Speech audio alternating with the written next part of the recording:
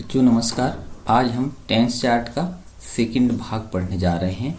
यह second tense chart के हैं। आपके लिए मैं पिछले वीडियो में प्रत्येक टेंस के सिर्फ अफर्मेटिव वाक्य का एग्जाम्पल दिया था।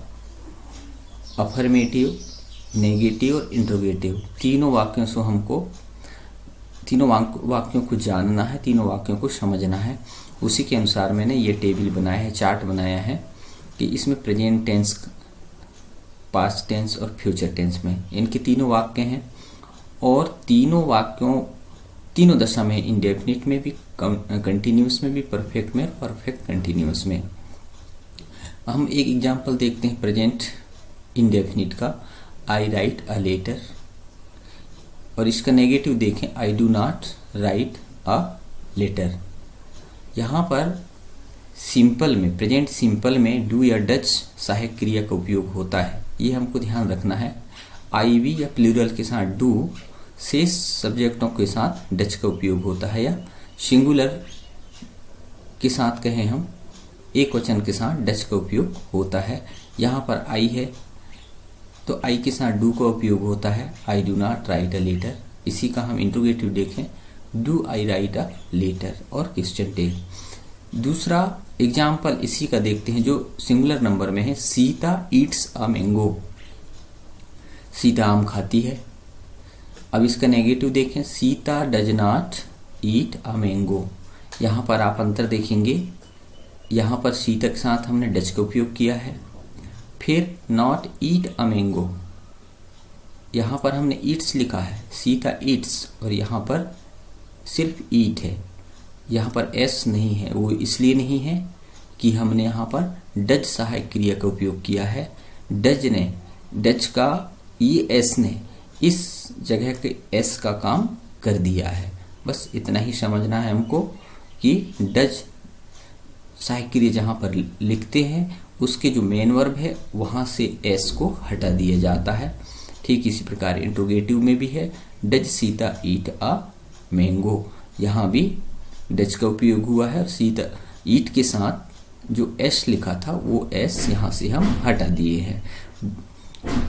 प्रेजेंट टेंस का ही अब हम कंटिन्यूस देखें जो सरल है। पिछले टेंसों में ही आपने इसको काफी पढ़ा है। I am writing a letter, I am not writing a letter, am I writing a letter और क्वेश्चन टैग। ये बिल्कुल सरल हैं।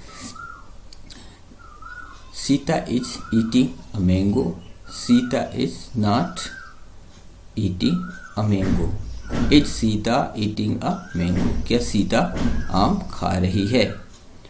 इसी तरह इसका परफेक्ट भी देखें हम। I have written a letter, मैं पत्र लिख चुका था।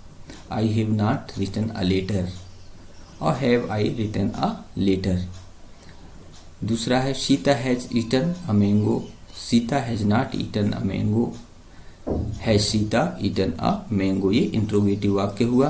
परफेक्ट में इतना ध्यान रखना है, तीनों टेंस में इसके जो मेन वर्ब होता है, मेन वर्ब में थर्ड फॉर्म का ही उपयोग करते हैं, और आई और प्लूरल नंबर बहुवचन के साथ हैव का प्रयोग किया जाता है, और थर्ड पर्सन के साथ या सिंगुलर नंबर के साथ हैज का उपयोग किया जाता है।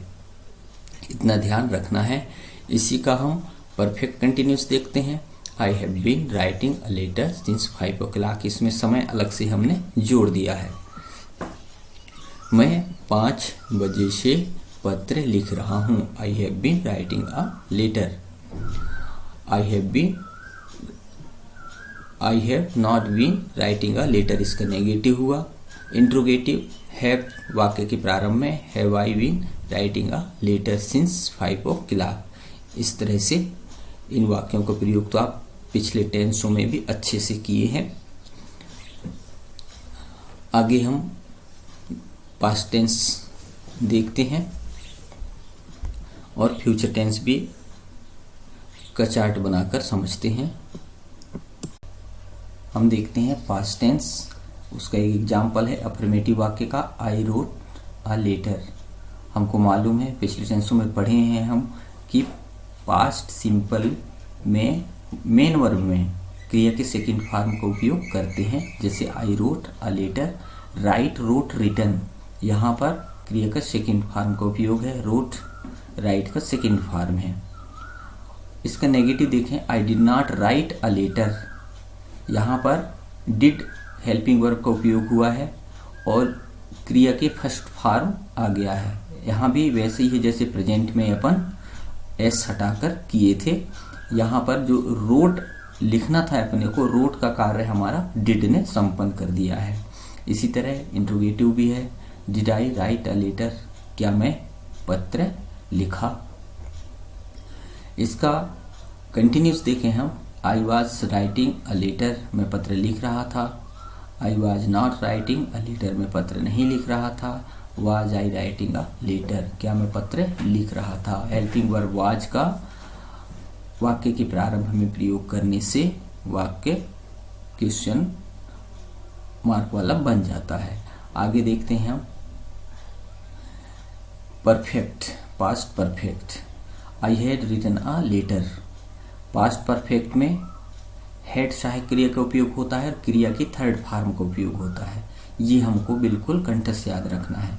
यहाँ पर write, wrote, written, written third form है मेन वर्ब का, इसलिए रिटन का उपयोग यहाँ पर हुआ है। नेगेटिव सरल है, I had not written a letter.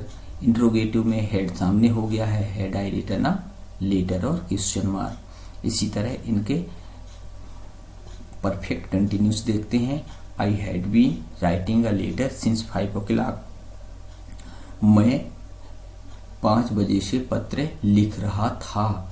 Had सहायक क्रिया है, उसके साथ बीन लगा हुआ है और इसमें समय हम अलग से जोड़ दिए हैं क्योंकि परफेक्ट कंटिन्यूस में समय का होना जरूरी होता है। नेगेटिव देखें, I had not been writing a letter since 5 o'clock और इंट्रोगेटिव हैड मेन सहायक क्रिया अपनी वो वाक्य के प्रारंभ में, had I been writing a letter since 5 o'clock और क्वेश्चन मार्क। इसी तरह फ्यूचर टेंस देखते हैं, I shall write a letter, क्या मैं पत्र आई शैल राइट अ लेटर, मैं पत्र लिखूंगा। इसका नेगेटिव होगा, I shall not write a letter, मैं पत्र नहीं लिखूंगा। और शैल आई राइट अ लेटर, क्या मैं पत्र लिखूंगा। इस तरह से आप इनको देख करके, पढ़ करके, समझ करके अभ्यस्त हो जाए। इसी का हम कंटिन्यूस रूप देखते हैं, I shall be writing a letter. Negative, I shall not be writing a letter. यहाँ पर ध्यान देने वाली बात यह है कि शैल के साथ बी एक अतिरिक्त हेल्पिंग वर्ब का उपयोग किया जाता है। Interrogative, shall I be writing a letter, क्या मैं पत्र लिख रहा होऊंगा। इसी का हम परफेक्ट रूप देखें, I shall have written a letter. इसका negative, I shall not have written a letter और interrogative, shall I have written a letter. ये परफेक्ट है। फ्यूचर टेंस के परफेक्ट में इतना ध्यान रखना है, सभी प्रकार के कर्ताओं के साथ हैव का प्रयोग किया जाता है। यहाँ पर हैज या हैड का उपयोग बिल्कुल नहीं किया जाता और वर्ब का थर्ड फॉर्म का उपयोग होता है। इसी तरह हम देखें इसके परफेक्ट कंटिन्यूस रूप, I shall have been writing a letter since 5 o'clock। यहाँ पर शैल के साथ हैव बीन का उपयोग हुआ है।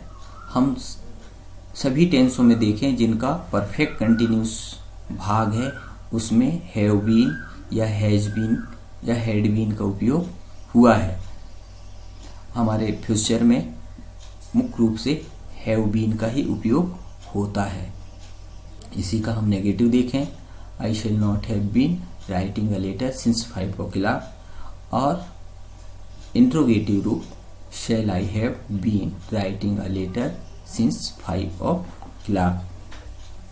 तो इस तरह से ये टेंस का 2 चार्ट मैंने बनाकर आपको दिया है।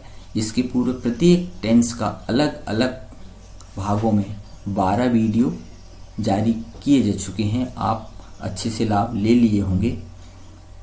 इसके बाद अपन अब वॉइस का अध्ययन शुरू करेंगे।